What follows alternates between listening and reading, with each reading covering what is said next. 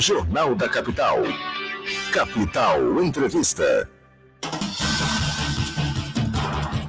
Bem, são 7h39 agora. Eu recebo com muita alegria aqui nos estúdios da Capital FM o presidente da Federação das Indústrias de Mato Grosso, o empresário Gustavo de Oliveira. E começo a entrevista com o Gustavo de Oliveira perguntando o seguinte: como é que ficou a arrumação na indústria dessa lei da reinstituição de incentivos fiscais? Um debate muito grande, agora a lei já está em execução. Como é que isso tem repercutido? Bom dia, um prazer tê-lo conosco. Bom dia, Antero. Bom dia a todos os ouvintes aí da Capital. Antero, essa é uma pergunta muito importante para a indústria, né? Nós, durante muito tempo, vivemos aqui no país uma história de que a indústria brasileira, de uma maneira geral, e principalmente a de Mato Grosso, só conseguia ser competitiva com os incentivos fiscais. E isso é verdade não só no Brasil, mas no mundo inteiro, né? As grandes indústrias no mundo inteiro recebem incentivos. Se olhar as grandes indústrias de tecnologia da China, por exemplo, elas conseguem ter presença mundial porque recebem incentivos do governo, recebem incentivos robustos para serem competitivas mundialmente. Ontem estava lendo que o Brasil, assinando um acordo de livre comércio, aliás, o Mercosul assinando esse acordo de livre comércio com a Coreia do Sul. A gente conhece empresas sul-coreanas gigantes, né? Samsung, Hyundai, tantas outras que atuam no mundo inteiro. E, no entanto, a Coreia do Sul é a segunda nação mais processada no mundo por prática de dumping comercial e de incentivo real às suas empresas. Assim que se faz empresas campeãs no mundo hoje, no mundo competitivo. Para Mato Grosso, a gente precisa sim de incentivos. Por que a gente precisa? Porque as estradas ainda não são boas, a gente perde muito dinheiro com logística ruim, porque precisa de mais produtividade de mão de obra, uma série de coisas. O governo propôs ano passado à sociedade, a Assembleia aprovou, e nós negociamos com o governo um ajuste no programa dos incentivos. Ele, primeiro, trata de isonomia, dar o mesmo nível de incentivos a todas as empresas de todos os setores. Então isso é bom, porque as empresas do mesmo setor, que fabricam a mesma coisa, antes tinham lá, uma tinha 90% de incentivo, outra tinha 60%, outra tinha 75%, todas elas agora, do mesmo segmento, vão competir com a mesma condição de incentivo. Com algumas exceções estabelecidas pela Assembleia, como é o caso da cervejaria Petrópolis. Há distorções ainda, isso é preciso dizer, né? Há distorções garantidas pelo Poder Judiciário, que entende que algumas empresas tinham incentivo e não podiam ter esses incentivos reduzidos. Há especificidades na lei, mas, de uma maneira geral, para a grande maioria das indústrias, o incentivo ficou igual.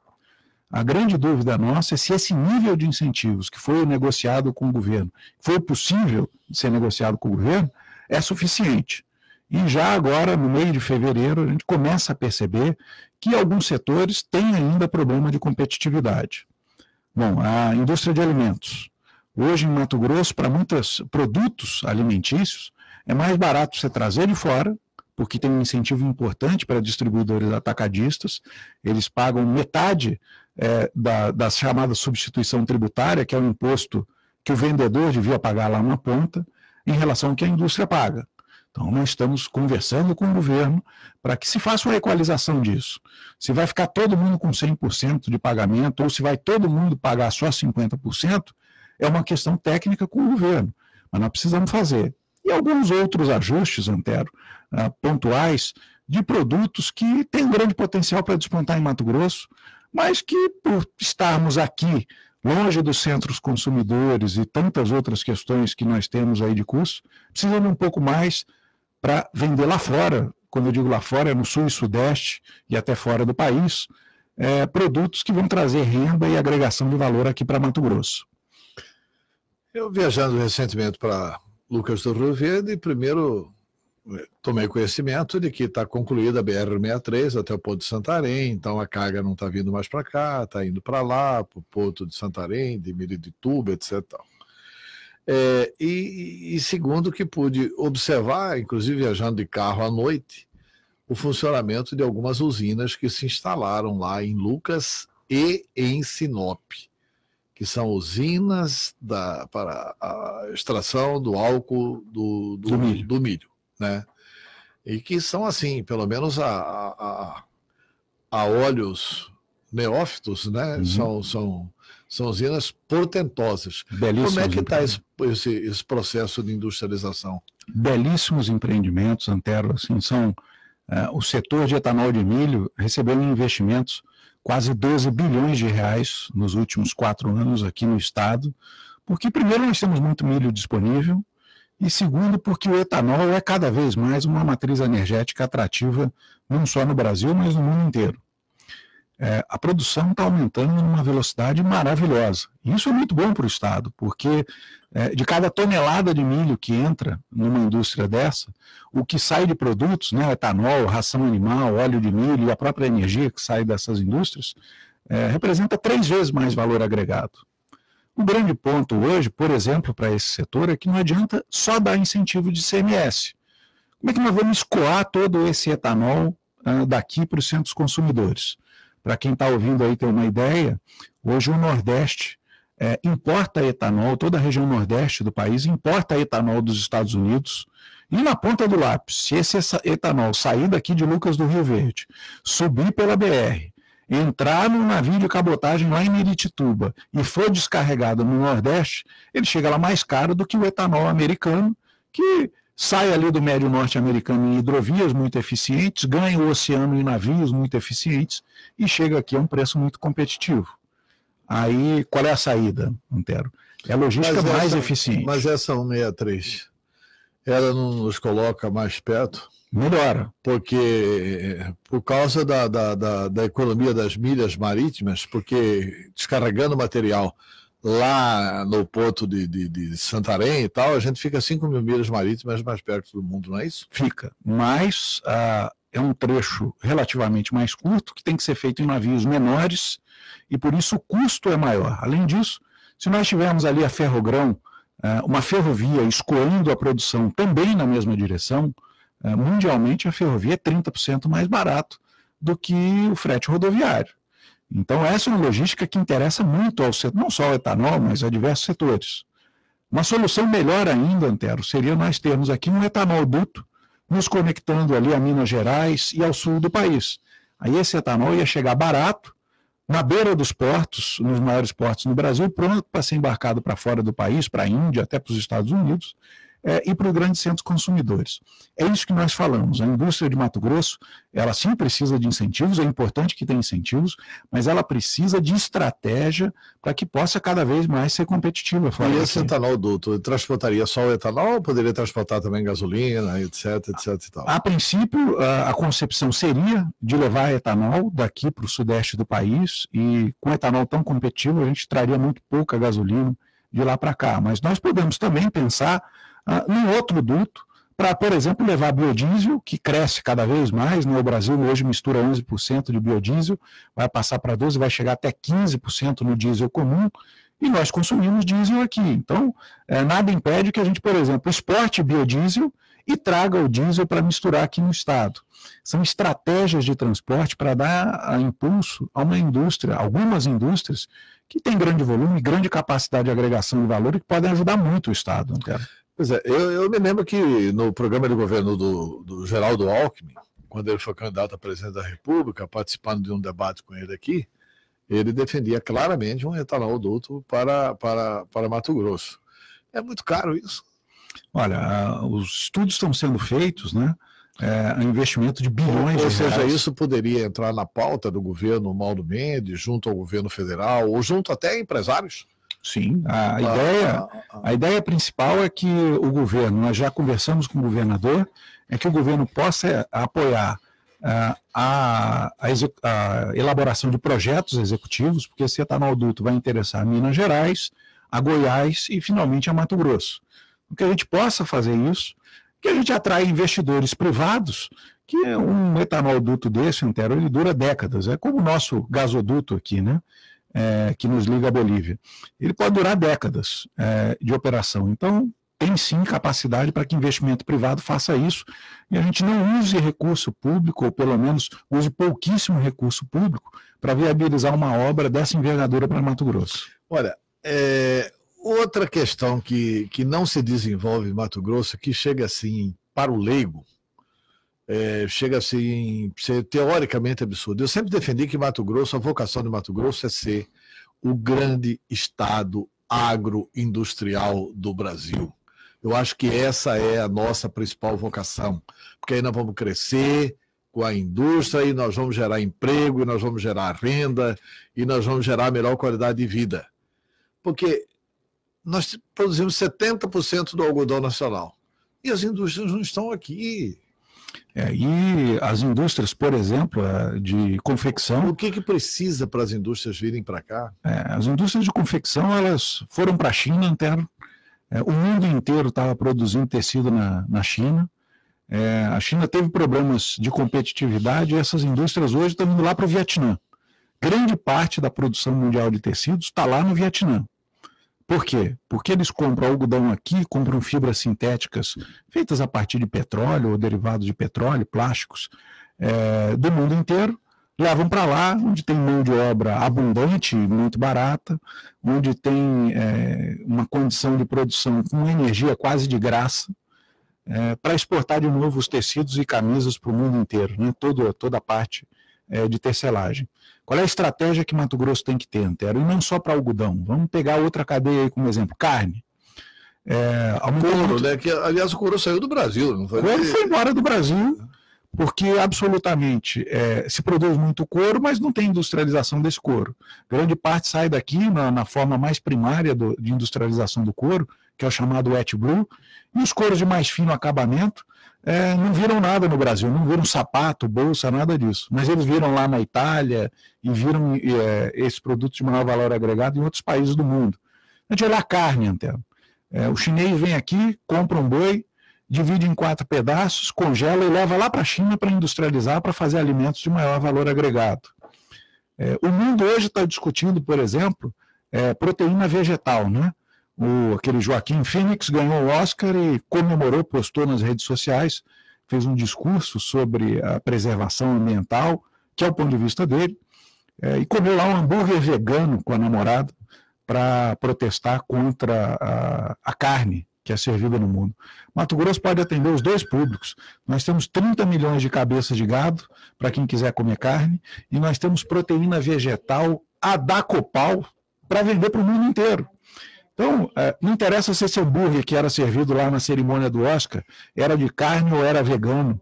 Dos dois jeitos, Mato Grosso poderia chegar lá com produtos de alto valor agregado. O que falta para a gente? Estratégia para atingir esses mercados que pagam melhor pelos nossos produtos. É isso que a gente precisa, desenvolver uma estratégia para atingir os mercados que pagam mais pela nossa madeira, pelos nossos tecidos, pela nossa comida.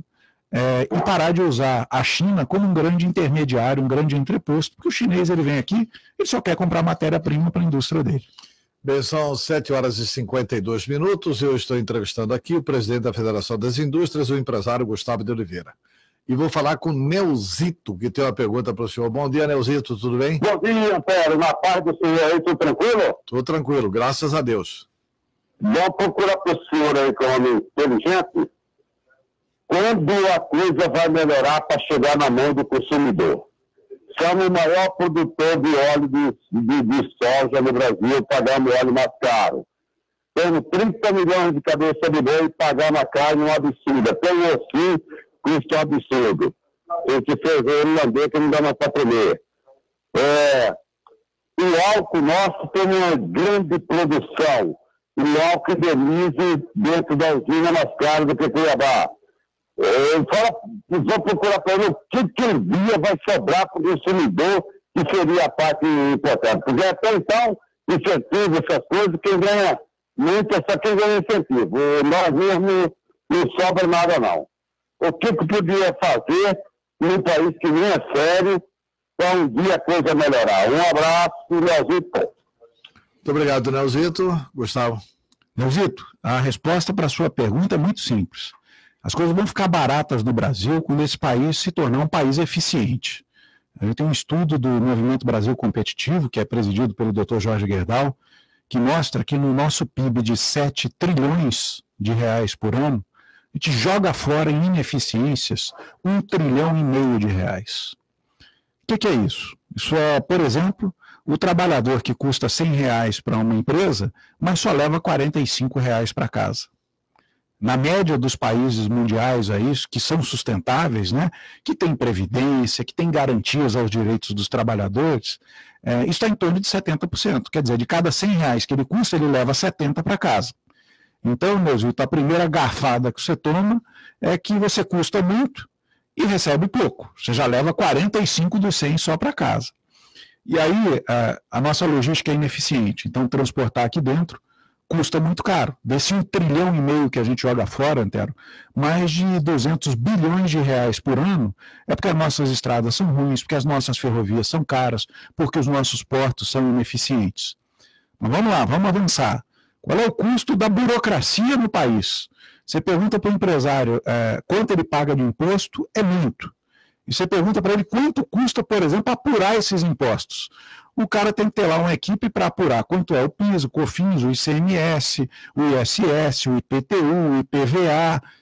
O empresário, uma brasileira em média, paga quase 20 impostos. E não é diferente na nossa vida, Antero. Quantos impostos a gente paga?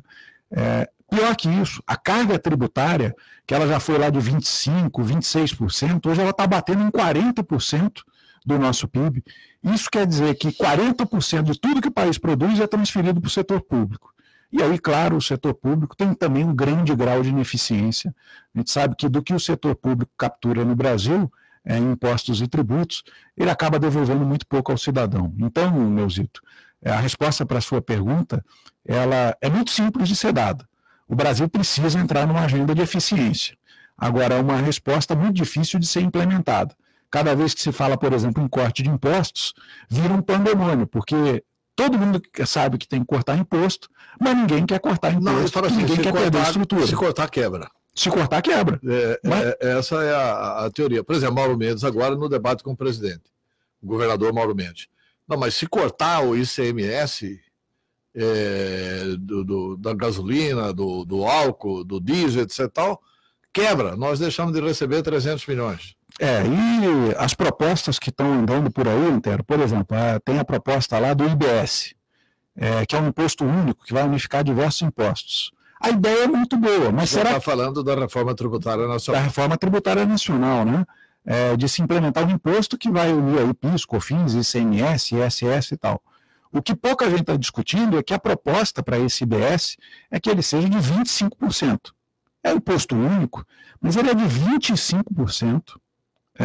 Não é único, porque a gente vai continuar pagando aí IPTU, IPVA, uma série de outros impostos, e ele tem uma alíquota muito pesada, que é 25%. Pior que isso, a arrecadação vai ser concentrada no consumo. Isso quer dizer que a maior parte desse recurso vai ficar a consumo sudeste do país. Como é que os estados de Norte, Nordeste e Centro-Oeste vão se desenvolver? Então, assim, é preciso mexer. Ontem eu vi um grupo de empresários está se unindo contra essa reforma tributária, liderados lá pelo Flávio Rocha, né, que é do Grupo Riachuelo, mas a proposta dele também é criar um outro tipo de imposto que seria igual a uma CPMF. Cada vez que você paga alguma coisa no cartão de crédito, no cheque e tal, teria um imposto ali de 2%, 3%, a conta deles é que um imposto de 3% supriria toda a necessidade de arrecadação do poder público.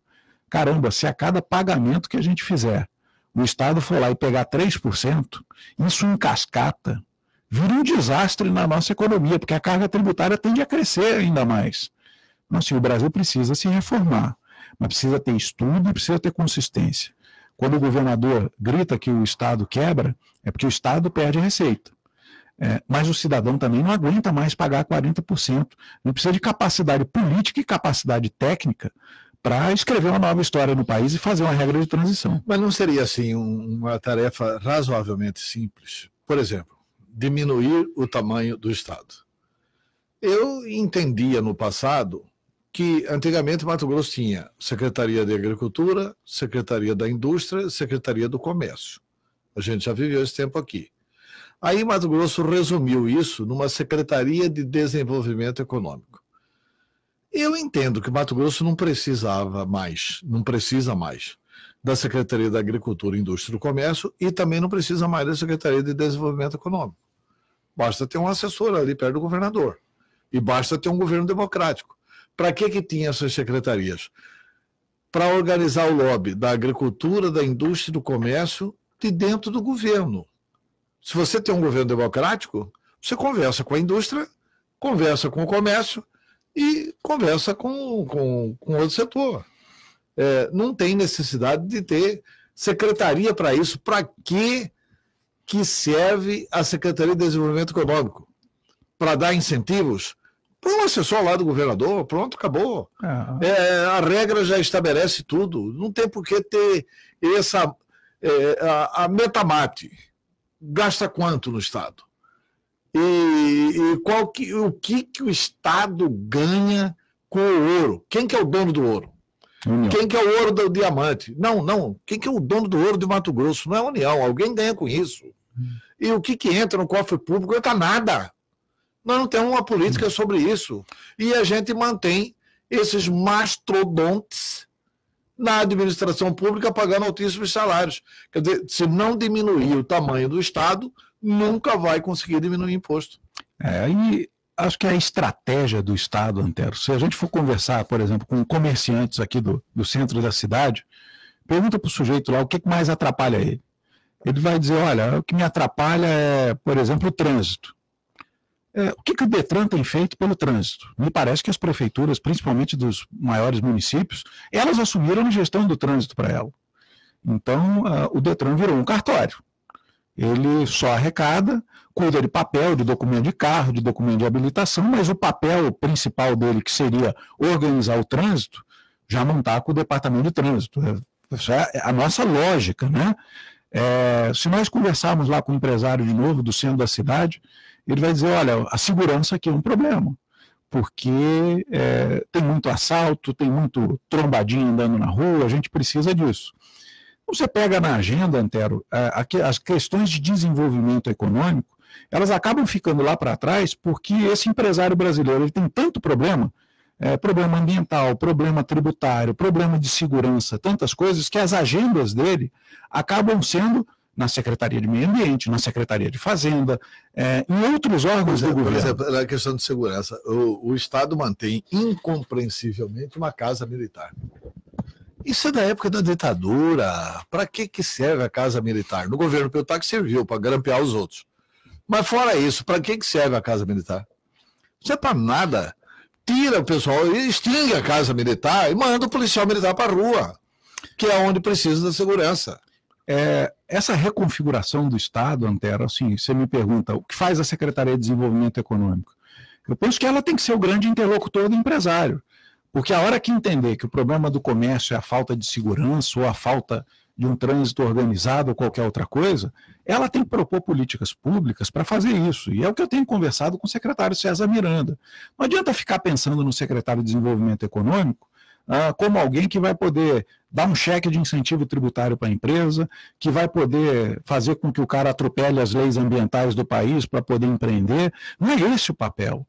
O papel é propor políticas de desenvolvimento. Então, por exemplo, essa questão do etanol que a gente falou, é caro escoar o etanol?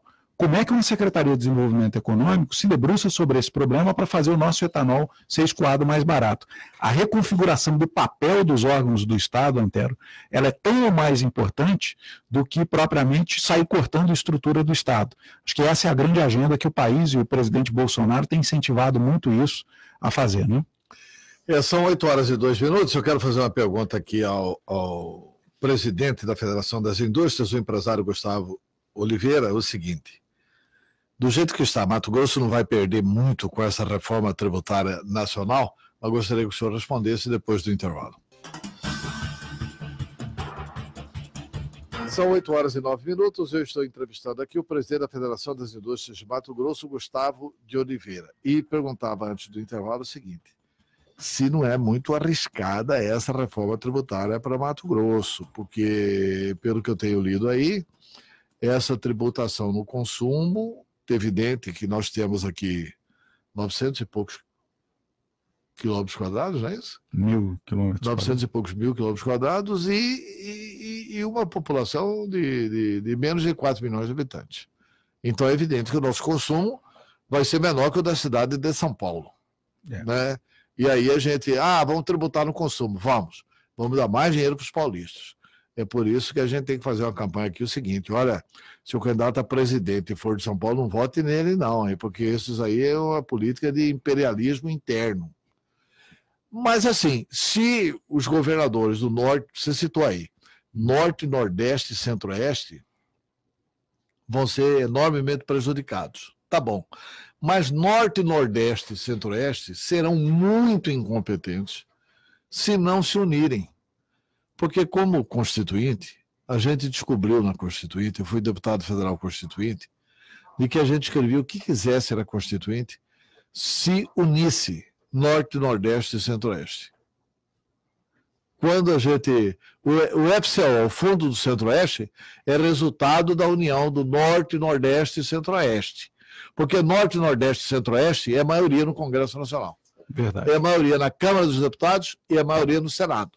Então, os governadores têm que fazer essa articulação. Ou então vai ter uma reforma tributária que vai penalizar o Norte, Nordeste e Centro-Oeste. E eles têm o poder político de fazer a reforma tributária que serve para nós.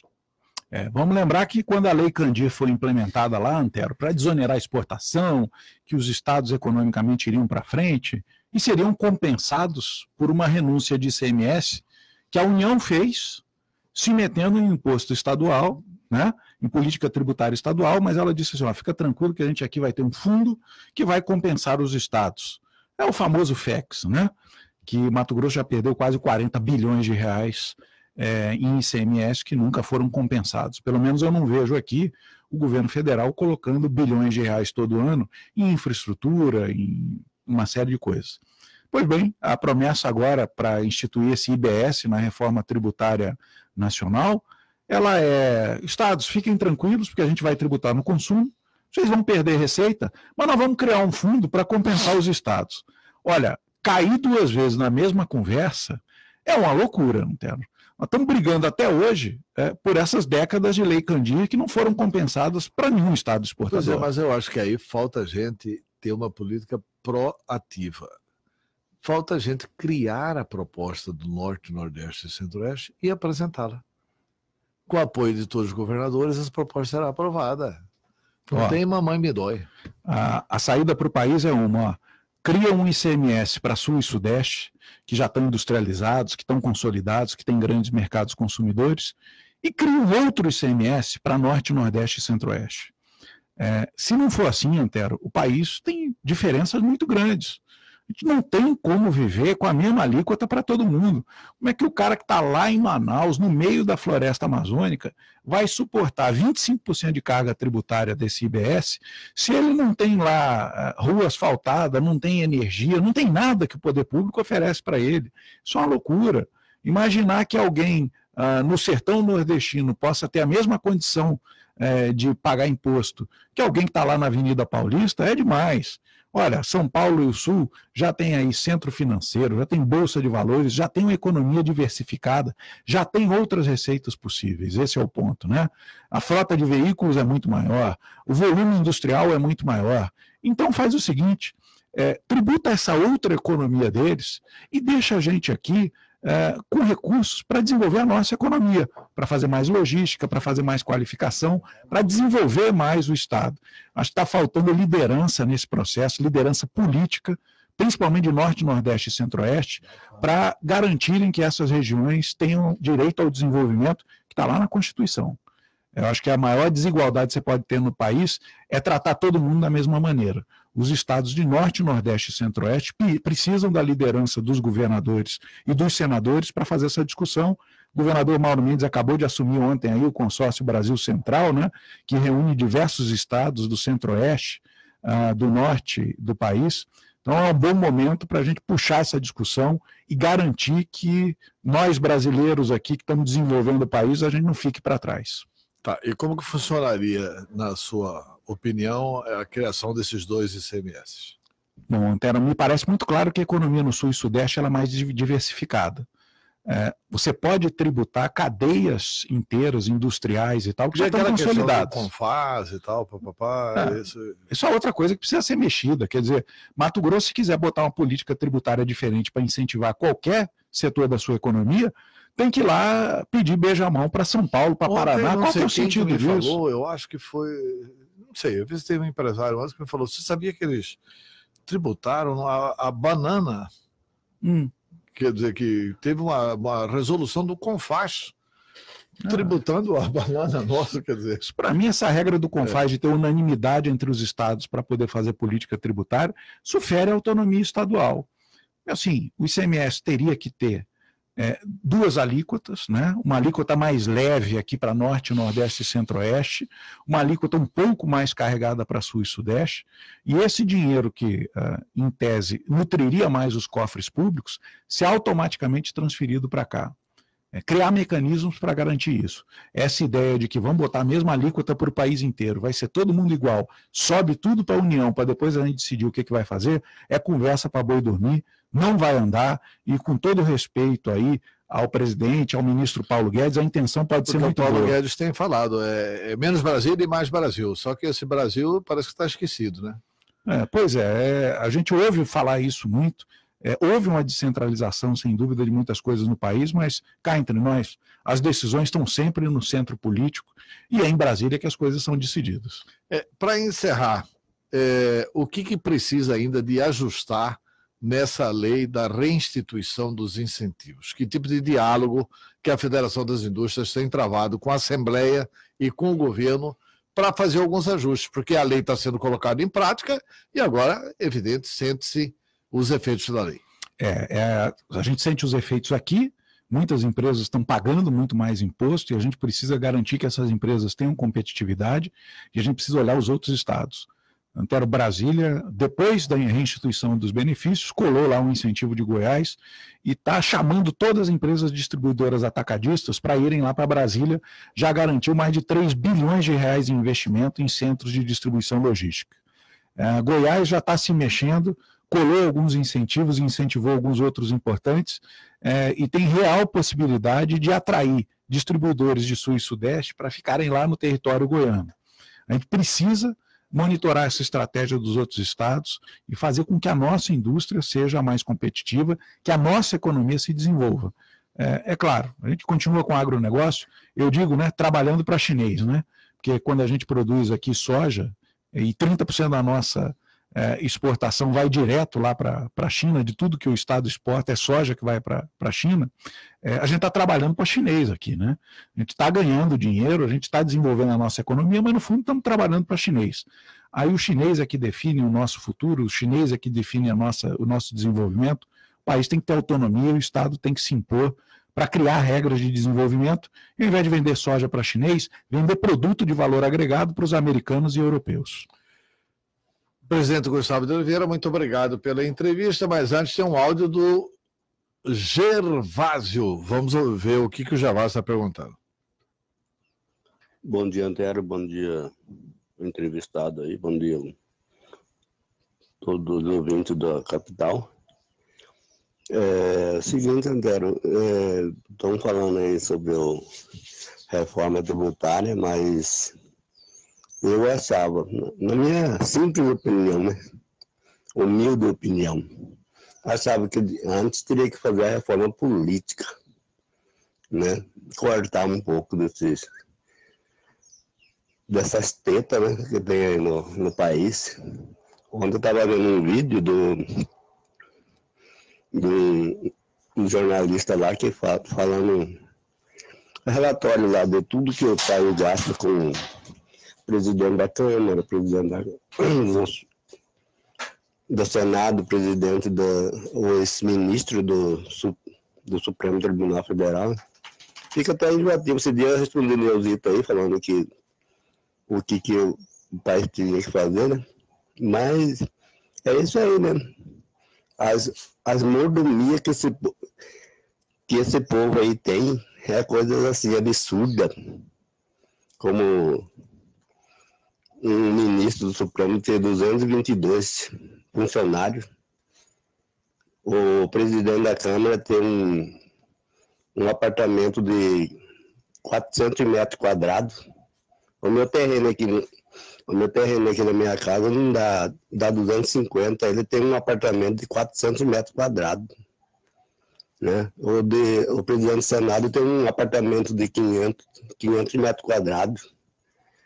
Aí fica difícil, né?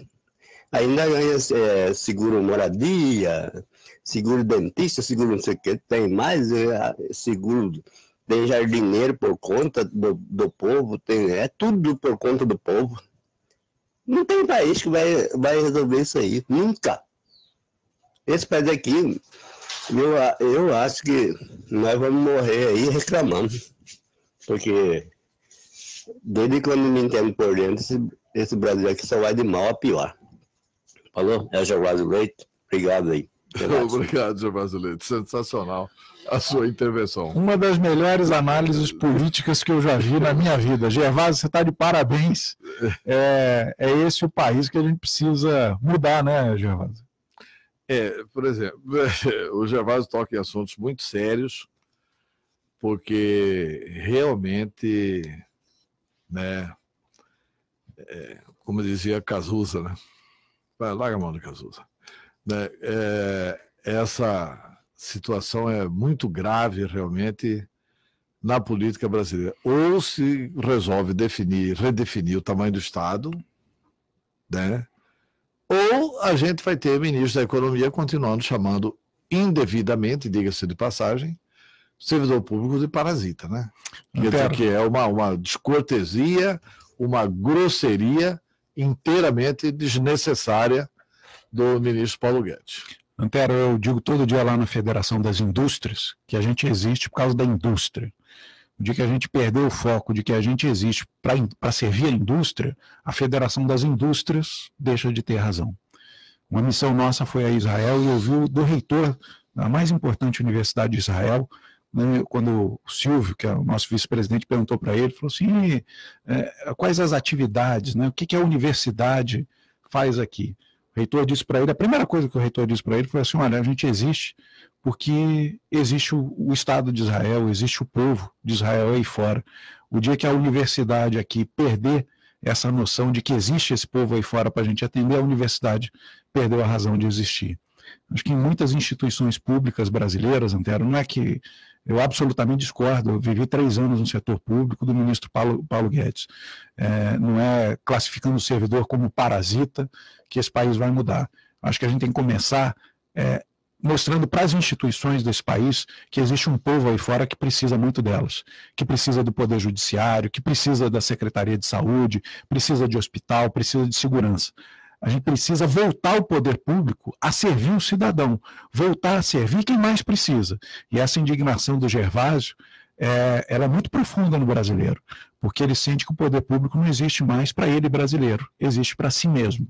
A gente precisa urgentemente falar sobre isso das instituições públicas brasileiras.